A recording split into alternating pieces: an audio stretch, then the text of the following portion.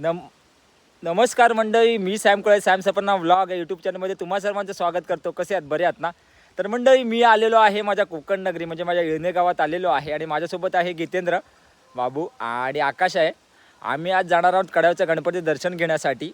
कड्यावच्या गणपती थोडक्यात ओळख करून किंवा माहिती सांगायची झाली तर कड्यावचा बाप्पा हा समुद्रामार्गे कड्यावरचा जो आहे कड्या ठिकाण त्या ठिकाणी आलेला आहे बाप्पा आणि तिकडे मार्गस्थ झाले. त्या ठिकाणी बाप्पाचे पाऊलखुण आहेत आणि बाप्पाची स्थापना तिथे करण्यात आलेली आहे.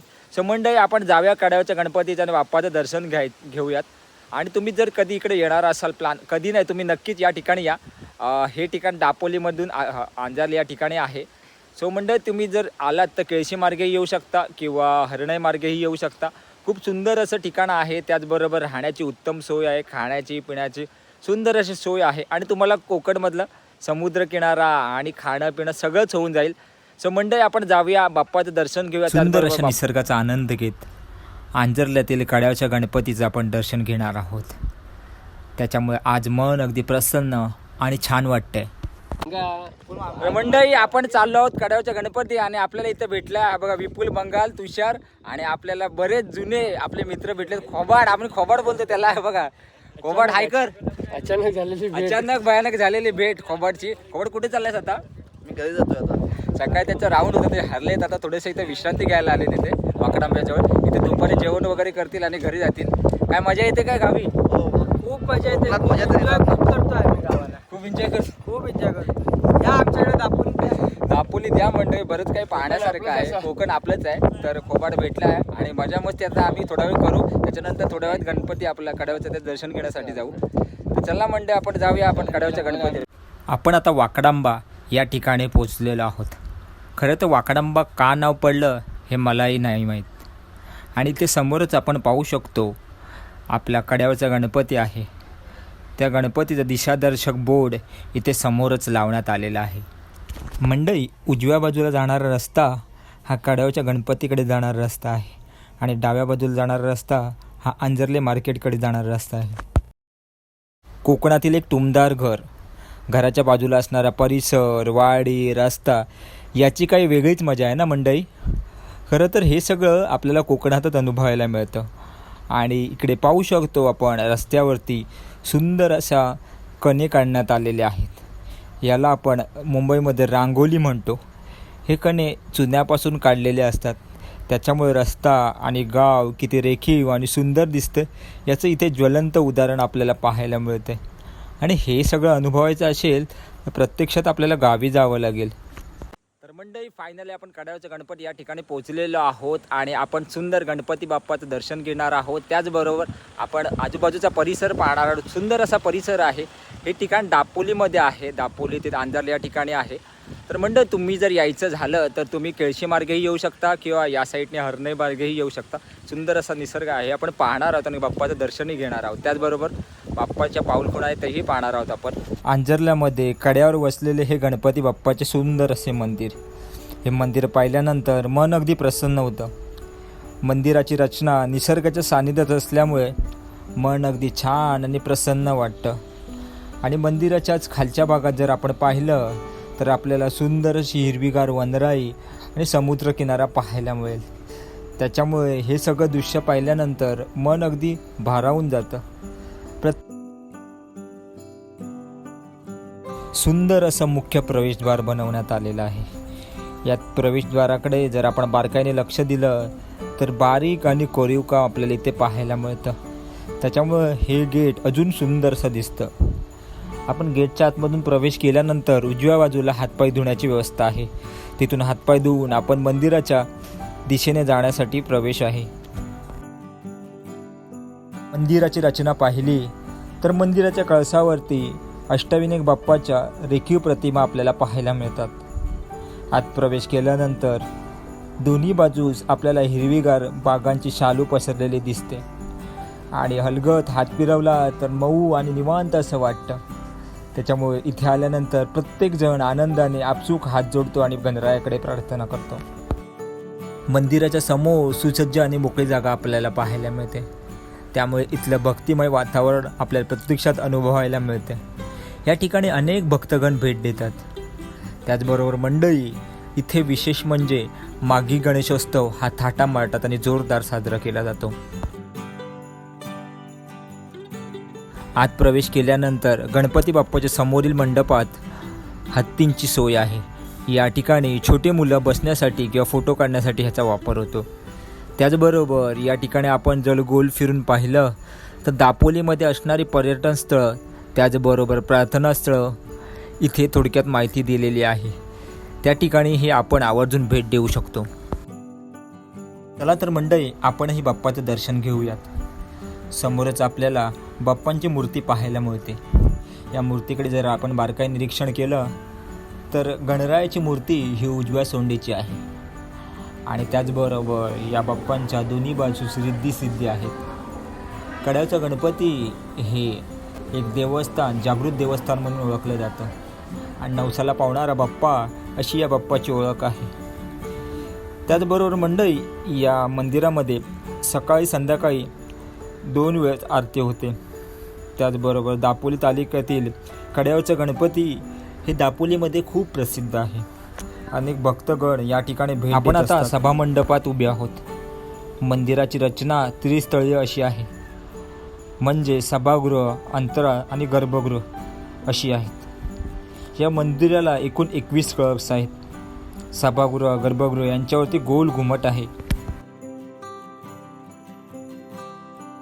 बाप्पाच्या मंदिरातून बाहेर पडल्यानंतर उजव्या बाजूस आपल्याला शिवमंदिर पाहायला मिळते. या शिवमंदिराची जर रचना पाहिली तर ती पुरातन काळातील आहे.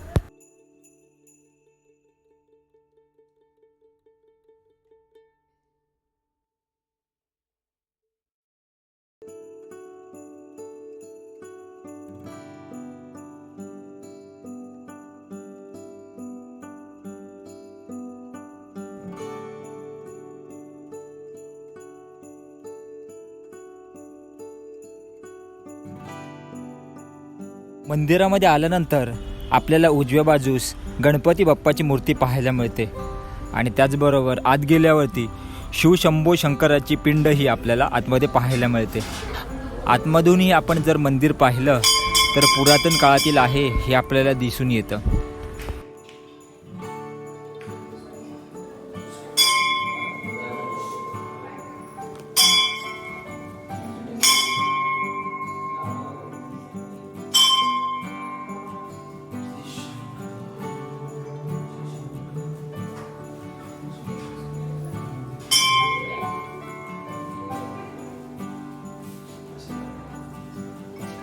आपण गणपती बाप्पाच्या समोर जर आपण पाहिलं तर आपल्याला एक तळं दिसतं. हे तळं साधारण 600 वर्षापूर्वीचं आहे असं सांगितलं जातं. आपण आता मे महिन्यात आलो त्याच्यामुळे इथे पाणी खूप कमी आहे, पण जर आपण पावसाळ्यामध्ये आलो तर हा तळा तुडुंब भरलेला असतो आणि आजूबाजूला हिरवीगार वनराई आपल्याला पाहायला मिळते.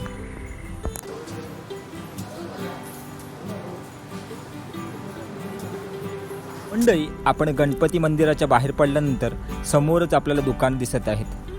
ही दुकानं जर आपण बारकाईने निरीक्षण केलं तर आपल्याला असं दिसून येतं की इथे कोणत्याही प्रकारचं सिमेंट किंवा रेती वापरून ही दुकानं बनवलेली नाहीत. तर ही दुकानं निसर्गात मिळणारा आंबा, काजू, फणस ह्या झाडांपासून वापर करून बनवलेली आहेत. त्याचबरोबर नारळाच्या ज्या पाती आहेत त्याही आपल्याला इथे प्रामुख्याने दिसत आहेत. म्हणजेच काय, कोकणात राहून आपण अशा पद्धतीने ही दुकान बनवू शकतं याचं एक ज्वलंत उदाहरण आपल्याला या ठिकाणी पाहायला मिळतं आहे. सगळे खाद्यपदार्थ निसर्गापासून बनवलेले आहेत, त्याच्यामुळे उत्तम चव आणि सुगंध छान येतो यांचा आणि टेस्ट तर अफलातून असते. त्याचबरोबर मंडळी, आपल्याला जर मंदिरात जायचं असेल तर आरतीचं ताटही इथे योग्य दरात मिळतं. आपण आपल्या सोयीसुविधांसाठी आपल्या सगळ्यांचं स्थलांतर आपण शहराकडे केलं आहे, पण मंडळी खरंच शहराकडे ही सुख शांती आहे का, हा प्रश्न आपण स्वतःलाच विचारला पाहिजे. कारण की कामावर जाण्याची घाई, ट्रेन पकडण्याची दगदग यामध्ये आपण कुठेतरी स्वतःला विसरून जातो. आपल्याला शांती, सुख आणि समाधान जर अनुभवायचं असेल ना तर त्यासाठी कोकणात आवर्जून भेट द्या. भले थोडे दिवस का होईना, पण आपल्याला स्वतःचं अस्तित्व, स्वतःचं आयुष्य या कोकणात, या निसर्गात अनुभवता येईल. असं हे सुंदर आणि निसर्गाने लाभलेलं एक सुंदरसं कोकण आहे. त्याच्यामुळे मंडळी आवर्जून या कोकणामध्ये भेट द्या आणि आपले आयुष्याचे क्षण, आनंदाचे क्षण या कोकणात नक्कीच घालवा.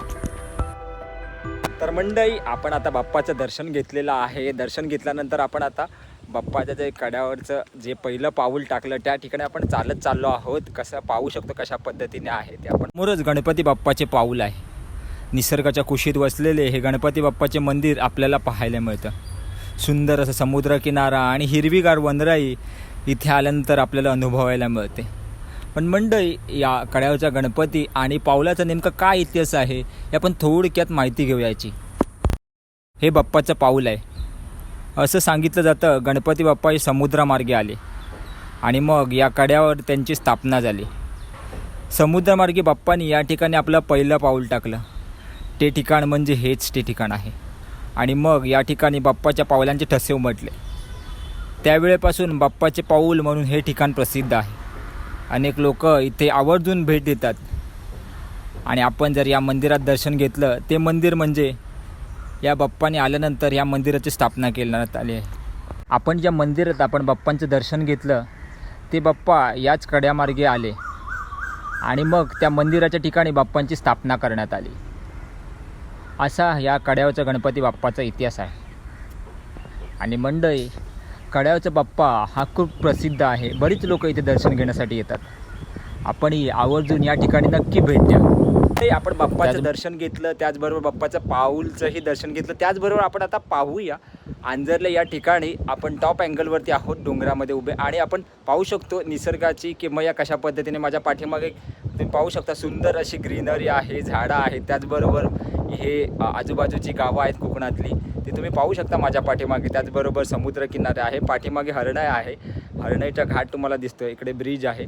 सुंदर असं कोकण आहे, हे तुम्हाला पाहायला मिळतं आपल्या ब्लॉगमध्ये. आणि मंडळी तुम्ही या ठिकाणी नक्की आवर्जून भेट द्या. हे ठिकाण पाहण्यासारखं आहे, दर्शन घेण्यासारखं आहे. म्हणजे इथे राहण्याची उत्तम सोय आहे, जेवणाची उत्तम सोय आहे. त्याचबरोबर कोकण म्हटल्यानंतर सगळ्यांना तोंडाला पाणी सुटतं ते मच्छी त्याचबरोबर व्हेज नॉनव्हेज दोन्ही इथे चांगल्या पद्धतीने आपल्याला खायला मिळतं. त्या राहण्याची उत्तम व्यवस्था आहे. आणि फिरण्याचा तर विचारच करू नका. कोकण आहे त्याच्या म्हटल्यानंतर तुम्ही फिरण्याचा विचारच करू नका. दापोलीमध्ये खूप प्रसिद्ध ठिकाणं आहे. तुम्ही जर आलात या ठिकाणी तर खूप तुम्हाला पाहायला, फिरायला, खायला मिळेल आणि चंगळ होईल तुमची. तर तुम्ही कधी येणार असा प्लॅन तर नक्की या ठिकाणी भेट द्या कड्यावरचा गणपती. सो मंडळी आजचा ब्लॉग हा तुम्हाला कसा वाटला हे नक्की कमेंटमध्ये सांगा. आणि बोला गणपती बाप्पा मोरया. आपण इथेच थांबतो. पुन्हा एकदा भेटू नवीन विषय घेऊन, नवीन चर्चा करण्यासाठी. तोपर्यंत tata, bye bye, take care. आपल्या कोकणातील मुलाला सपोर्ट करा आणि भरभरून प्रेम द्या. मी हे कोकणातील ब्लॉग तुमच्यासोबत शेअर करेन. मला आवडता शेअर करा. तुम्ही कमेंट आणि लाईक, शेअर, सबस्क्राईब नक्की करा आपलं चॅनल. आणि इंस्टाग्राम आयडीला फॉलो करा सॅम सफरनामा ब्लॉग या. तर मंडळी tata, bye bye, take care. पुन्हा भेटू नवीन विषय घेऊन, नवीन चर्चा करण्यासाठी. खूप प्रचंड ऊन